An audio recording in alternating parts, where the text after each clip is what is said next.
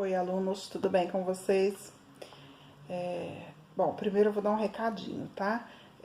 Eu postei lá no grupo, no grupo não, desculpa, no Drive da escola, todas as aulas que eu vou dar nesse bimestre, só que estão lá por escrito, tá? Então, eu prefiro que vocês assistam um vídeo, por quê? Porque no vídeo, vocês vão perceber a entonação da minha voz, expressão, tudo isso, que dá para entender melhor a matéria do que você lê, tá bom? Então, eu prefiro que vocês assistam o vídeo. Se não der para assistir o vídeo, leiam, né? Mas eu preferi muito mais o vídeo, tá? No final também de cada aula, junto com o link da aula, eu tô mandando o link do Google Forms para vocês responderem a atividade da aula, tá bom? Esse semestre não vai ter resuminho, vai ter só as perguntinhas, tá? Esse semestre, esse bimestre, tá? A gente vai falar o bimestre todo sobre Estado, a formação do Estado, tá? Essas coisas. Então eu vou começar dando uma noção para vocês que eu acho muito importante e que pouca gente sabe. Tá? Quando vocês veem Estado escrito com o E maiúsculo, é porque quer dizer o Estado no sentido país, tá? No sentido governo, no sentido nação, tá? Maior. Vocês vão aprender também que tudo isso é diferente. E quando vocês vê o estado com um E minúsculo, quer dizer o estado de São Paulo, o estado de Minas, Tocantins, sei lá, estados físicos, tá? Estados, territórios, tá bom? Então, tem essa diferenciação. Então, vamos lá. Os conceitos básicos de estado, tá bom? Aprender um pouquinho de sociologia para ficar mais esperto, né? Bom, o estado, ele está dentro de um território, ele está em um território. Território, por sua vez, ele é um pedaço de terra, ele é uma parte física do estado, tá? Aquela que a gente pode apalpar, é um espaço geográfico. Tá? Nesse espaço geográfico existe uma delimitação. Essa delimitação ela vem com soberania e poder. Tá? Soberania, como eu já disse em outras aulas, ela é a autonomia que um território tem. Ninguém está acima dele. Um território autônomo e soberano, ele não se submete a nenhum outro poder de nenhum outro território. Tá bom? Então, quando você ouvir aí um político falando assim, soberania, soberania, soberania, e falar vai ter continência para a bandeira americana, você sabe que não é bem assim, né? Bom, a delimitação de um território, ela é feita através de fronteiras, tá? Essas fronteiras, elas podem ser fixas ou não. Tá? No Brasil, ela é fixa. A gente vê os vários países que faz fronteira com o Brasil, né? É só ver lá no mapinha que você vê um monte lá. E essas fronteiras, além delas serem fixas, elas são bem delimitadas. Quando você vai para outro país, você vê lá, aqui você divisa entre Brasil e Paraguai. Tá? Você vê direitinho a divisa. Né? Tem lá uma plaquinha falando. Tá? Então é bem delimitado e é de forma bem precisa, tá? Mas existe o território em que a fronteira ela não é bem delimitada, ou seja, a gente sabe que tem a fronteira, tá? Mas a gente não é capaz de saber exatamente onde está aquela linha, não existe aquela plaquinha, né? Então a gente não sabe onde está a separação de um território e de outro. É o caso, por exemplo, do Estado Islâmico. Tá? A gente sabe que a fronteira está mais ou menos aqui, mais ou menos ali, mas não sabe exatamente onde está. Não tem uma delimitação exata da fronteira do território. Mais ou menos distribuído, não é uma coisa precisa, né? Por exemplo, se houver uma guerra, se houver, né? Lá vive em guerra, né? Mas se houver uma guerra, esse território ele pode se expandir ou ele pode encolher. Tá? Ele é maleável. Mas ele é também um território soberano, tá? Existe autonomia naquele espaço, né? Ele tem poder sobre si mesmo e o reconhecimento de outros territórios, tá? A gente pode até não aceitar a forma como que eles vivem, mas existe soberania no território deles, tá? A ONU, por exemplo, ela considera que existem muitas coisas erradas lá, porém, ela reconhece que ali existe um território com soberania e poder naquela região, né? Então a gente tem que se atentar a isso. O Estado, ele é justamente o uso de um território, ou melhor, a organização de um território. Tá? O território, ele não sobrevive por si só. Sobreviver, ele sobrevive. Ele não tem vida por si só, né? Ele não tem uma cultura, ele não tem uma sociedade por si só. Ele é só um pedaço de terra, tá? Então, ele precisa de gente que comande ele. E quem comanda ele é o Estado. Tá? O Estado é quem comanda, organiza e administra o território, com o auxílio de instituições. Tá? O Estado, então, ele é um conjunto de instituições. E essas instituições, elas são organizadas para um determinado território. No nosso caso, o território brasileiro. Tá? O território do estado de São Paulo, o território da cidade de Campo Limpo Paulista, né? Aí cada estado tem a sua organização, né? Percebe também que esse território ele pode ser subdividido. Você vê que país, estado, cidade, só em nomenclatura. Ele não pode ser separado de fato. Ele não é separado de fato. Não existe a cidade de Campo Limpo Paulista fora do estado de São Paulo, né? Que é fora do país Brasil. Então, ele não pode ser fisicamente dividido, só na nomenclatura. Tá?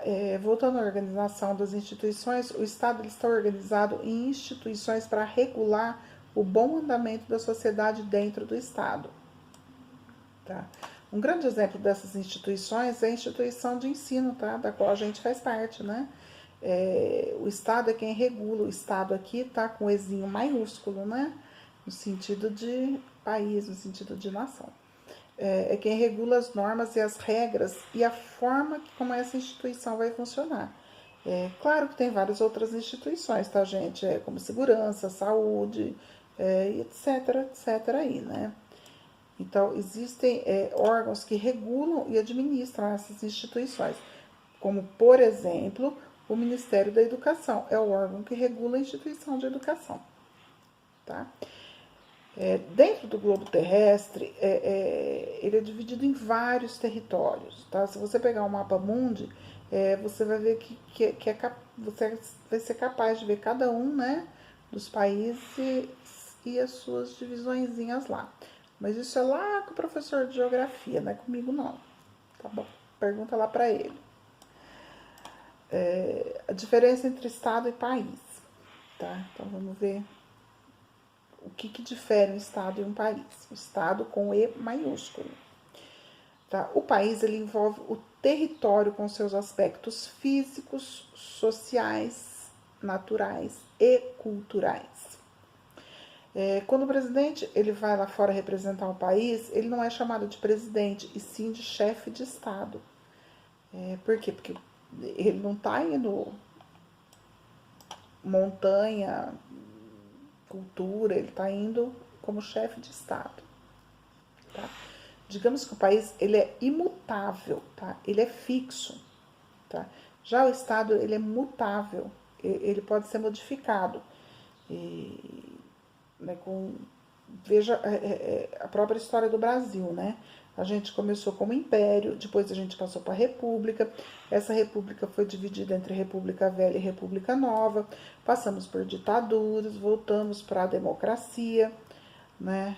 E agora tá perigando aí a gente virar ditadura de novo, né? A gente não fica esperto não, que a gente vira ditadura de novo. Veja, o que mudou foi a forma de organização das instituições. Tá? E essa mudança, ela consequentemente, ela afeta e promove mudança dentro de um povo, né, que vive dentro desse território.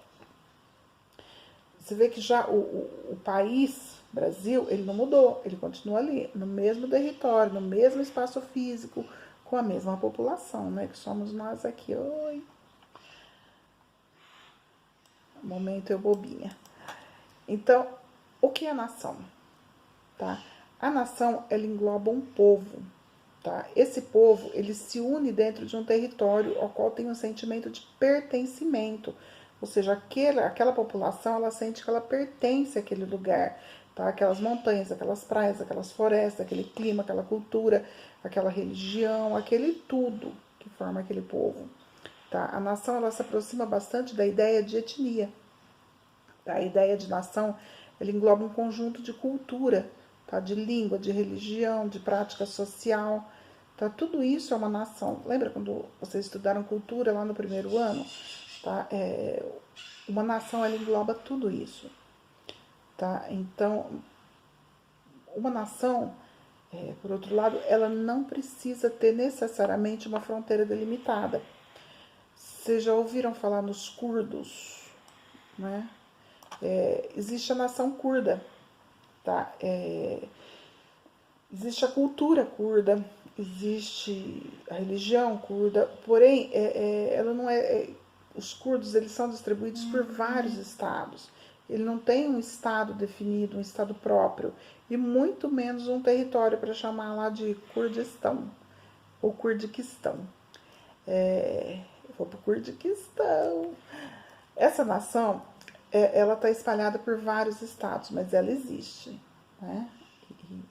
Então fica um pouquinho aqui, um pouquinho ali, um pouquinho lá, mas ela existe. Por outro lado, também existe o estado que tem várias nações dentro dele. É como, por exemplo, a Espanha, que tem os espanhóis, os catalães e os bascos. Tá? Tudo dentro de um mesmo território, dentro de um mesmo país, tá? Dentro de um mesmo estado. Tá? Essas nações elas vivem dentro de um mesmo território, que é a Espanha, e são regulados pelo mesmo estado. Porém, cada uma dessas três nações ela tem sua própria cultura, sua própria etnia e de forma separada um do outro. Né? Então é bem interessante, né? Bem diferente do que a gente conhece. Será que é diferente mesmo? Vamos ver? Se a gente for pensar dessa forma, o Brasil ela tem várias etnias. Tá? Tiveram vários povos que vieram para cá.